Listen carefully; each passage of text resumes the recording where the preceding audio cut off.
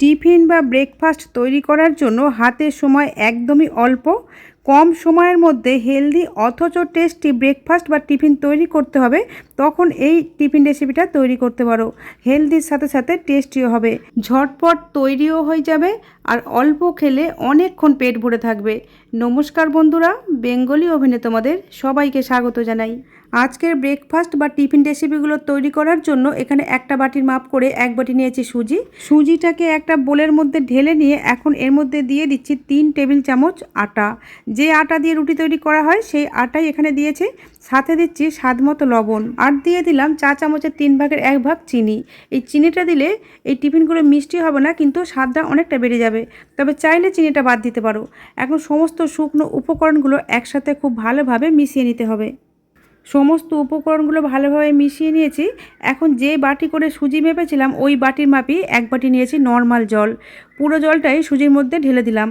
জলটাকে সুজির সাথে ভালোভাবে মিশিয়ে নিয়ে ওই বাটির মাপ করেই আরও এক বাটি জল নিয়ে ওই জলটার হাফ জলটা দিয়ে ওই জলটাকেও সুজির সাথে ভালোভাবে মিশিয়ে নেব। এই জলটাও ভালোভাবে মেশানো হয়ে গেলে এখন একটা মিক্সিং গ্রাইন্ডারের মধ্যে সুজির এই ব্যাটারটা ঢেলে নিচ্ছি। ছোট মিক্সিং গ্রাইন্ডারে নিলাম, কারণ এই ছোট মিক্সিং গ্রাইন্ডারে খুব ভালো পেস্ট করা যায়। একটা মিহি পেস্ট তৈরি করে নিয়ে সুজি ভেজানোর বাটিটার মধ্যেই এই পেস্টটাকে ঢেলে নিয়েছি। আগে থেকে যে হাফ বাটি জলটা রয়ে গিয়েছিল ওই জলটা মিক্সিং গ্রাইন্ডারের মধ্যে দুবার ধরে দিয়ে জারটা খুব ভালোভাবে ধুয়ে এই পেস্টের মধ্যে জলটা ঢেলে দিলাম। অর্থাৎ এখানে এক বাটি সুজি আর 3 টেবিল চামচ আটার জন্য মোট 2 বাটি জল লেগেছে, আর জলটা কিন্তু নর্মাল টেম্পারেচারের জল। ব্যাটারটা সাইডে রেখে দিয়ে বাকি কাজটা এগিয়ে নেব। এই কাজগুলো কিন্তু আগেও করে নেওয়া যায়, যেহেতু এটা ইনস্ট্যান্ট রেসিপি। একটা বাটির মধ্যে নিয়ে নিলাম 2টো নর্মাল টেম্পারেচারের ডিম। এই ডিমগুলো ফ্রিজে থাকলে একটু আগে বার করে নিতে হবে। এর সাথে স্বাদ মতো লবণ আর চা চামচের 4 ভাগের 1 ভাগ গোলমরিচের গুঁড়ো দিয়ে ডিমের সাথে খুব ভালোভাবে মিশিয়ে নিয়েছি। এই ডিমের গোলাটাও সাইডে রেখে দিলাম।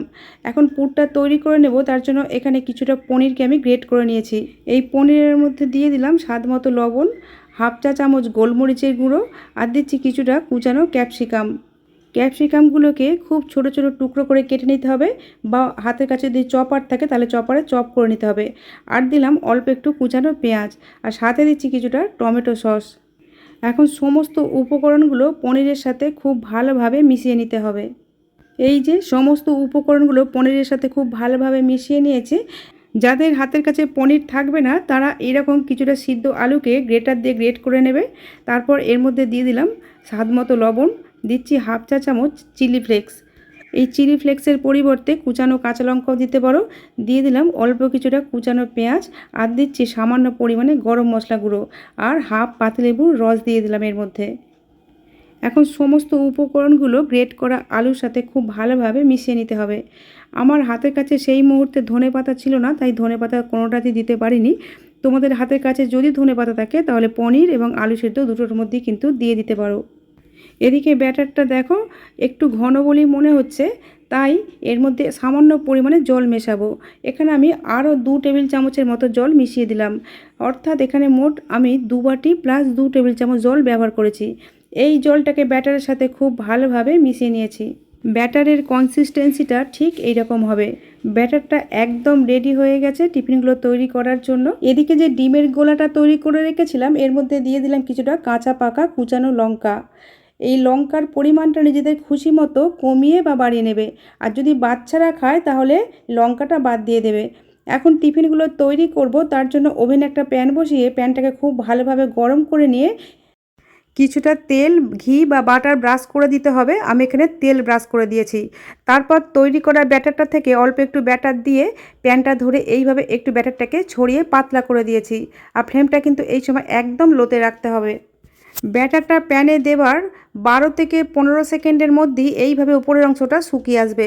তখন তৈরি করা ডিমের গোলাটা এইভাবে চামচের সাহায্যে অল্প একটু দিয়ে এই পুরো রুটিটার গায়ে ছড়িয়ে দিতে হবে।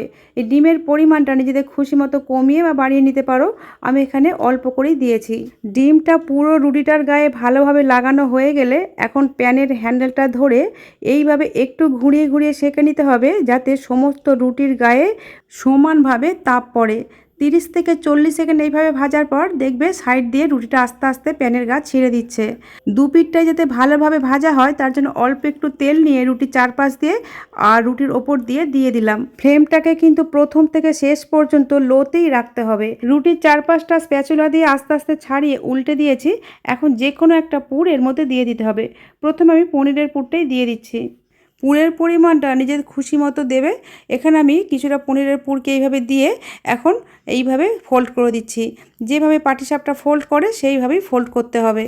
এটাকে তোমরা ডিম সুজির পাটিসাপটা বা সুজি আলুর পাটিসাপটাও বলতে পারো। ফোল্ড করার পর পাটিসাপটার দুপাশটা স্প্যাচুলা দিয়ে একটু চেপে চেপে দিচ্ছি যাতে পনিরগুলো বাইরে বেরিয়ে আসতে না পারে। আর যেহেতু ভিতরে পনির দেওয়া আছে বেরিয়ে আসার সম্ভাবনা, তাই চামচের সাহায্যে এইভাবে সাবধানে উল্টে দিলাম। এই পিঠটাও একটু ভেজে নিচ্ছে, এবারে তুলে নেব। দেখো বন্ধুরা কতটা লোভনীয় দেখতে হয়েছে। কত কম তেলে, কত কম উপকরণে আর কতটা কম সময়ে কতটা টেস্টি আর হেলদি একটা ব্রেকফাস্ট বা টিফিন রেসিপি তৈরি হয়ে যায়।